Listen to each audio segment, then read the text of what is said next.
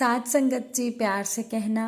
धन निरंकार जी, आप सभी का बहुत बहुत स्वागत है हमारे चैनल पर, जिसका नाम है अनमोल साखियाँ। चलिए आज फिर एक बहुत ही खूबसूरत सी साखी सुनते हैं।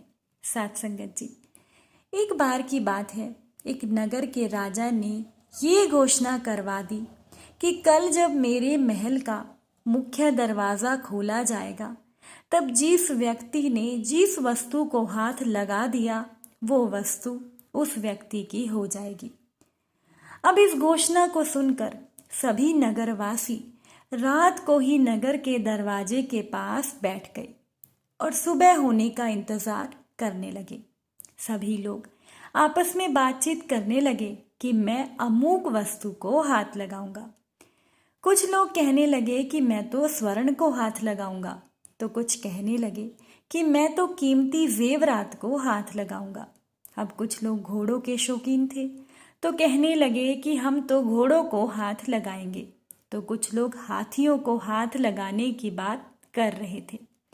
कुछ लोग कह रहे थे कि मैं दुधारी गायों को हाथ लगाऊंगा।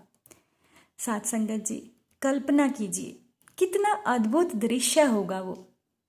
उसी वक्त सुबह के समय महल का मुख्य दरवाज़ा खोला गया और सभी लोग अपनी अपनी मनपसंद वस्तु को हाथ लगाने के लिए दौड़ पड़े। अब सभी को इस बात की जल्दी थी कि पहले वो अपनी मनपसंद वस्तु को हाथ लगा दे, ताकि वो वस्तु हमेशा के लिए उनकी हो जाए। अब सबके मन में ये डर भी था कि कहीं मुझसे पहले कोई दूसरा मेरी मनपसंद वस्तु को हाथ ना लगा दे। अब उस नगर का राजा अपने सिंहासन पर बैठा हुआ सब कुछ देख रहा था और अपने आसपास हो रही भाग दौड़ को देखकर मुस्कुरा रहा था। कोई किसी वस्तु को हाथ लगा रहा था, तो कोई किसी वस्तु को हाथ लगा रहा था। उसी समय उस भीड़ में से एक छोटी सी बच्ची, एक छोटी सी लड़की आई और राजा की तरफ बढ़ने लगी। राजा उस लड़की को देखकर पहले सोच में पड़ गया, फिर विचार करने लगा कि ये लड़की तो बहुत छोटी है, शायद ये लड़की मुझसे कुछ पूछने आ रही है। वो लड़की धीरे धीरे चलती हुई राजा के पास पहुंची और अपने नन्हे नन्हे हाथों से उस बच्ची ने राजा को हाथ लगा दिया। साथ संगत जी, राजा को हाथ लगाते ही राजा उस लड़की का हो गया और राजा की प्रत्येक वस्तु भी उस लड़की की हो गई। साथ संगत जी, जिस प्रकार उन लोगों को राजा ने मौका दिया था और उन लोगों ने गलती की, ठीक उसी प्रकार ईश्वर भी, ये निरंकार दातार भी हमें हर रोज मौका देता है और हम हर रोज गलती करते हैं।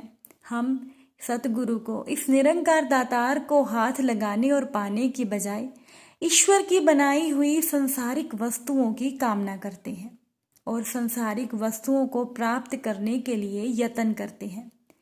पर हम कभी इस बात पर विचार नहीं करते कि यदि ईश्वर ही हमारे हो गए, तो उनकी बनाई गई प्रत्येक वस्तु भी हमारी हो जाएगी।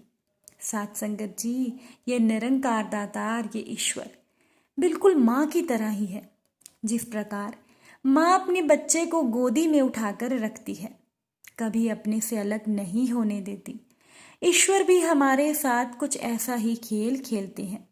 जब कोई बच्चा अपनी माँ को छोड़कर अन्य खिलौनों के साथ खेलना शुरू कर देता है, तो उस बच्चे की माँ उस बच्चे को उन खिलौनों के खेल में लगाकर अपने दूसरे कामों में लग जाती है। ठीक इसी प्रकार जब हम भी ईश्वर को भूलकर ईश्वर की बनाई गई वस्तुओं के साथ खेलना शुरू कर देते हैं, तो ये ईश्वर भी हमें उस माया में उलझाकर हमसे दूर चले जाते हैं। पर कुछ बुद्धिमान मनुष्य ईश्वर की माया में ना उलझकर ईश्वर में ही रमण करते हैं और उस परम तत्व में मिल जाते हैं। फिर उनमें और ईश्वर में कोई भी भेद नहीं रहता। साथ संगत जी, जिसके वश में ये निरंकार दातार होते हैं, जिसके वश में ईश्वर होते हैं, उसके वश में तो सारी दुनिया हो जाती है। इसीलिए ज़रूरत है कि संसारिक मोह माया में ना फंसकर अपना ध्यान इस निरंकार दातार में लगाने की, सेवा सिमरन और सत्संग करने की। साथ संगत जी, अगर ये छोटी सी साखी अच्छी लगी हो तो प्लीज़ वीडियो को लाइक करने के साथ साथ शेयर भी कीजिएगा। साथ संगत जी प्यार से कहना, धन निरंकार जी।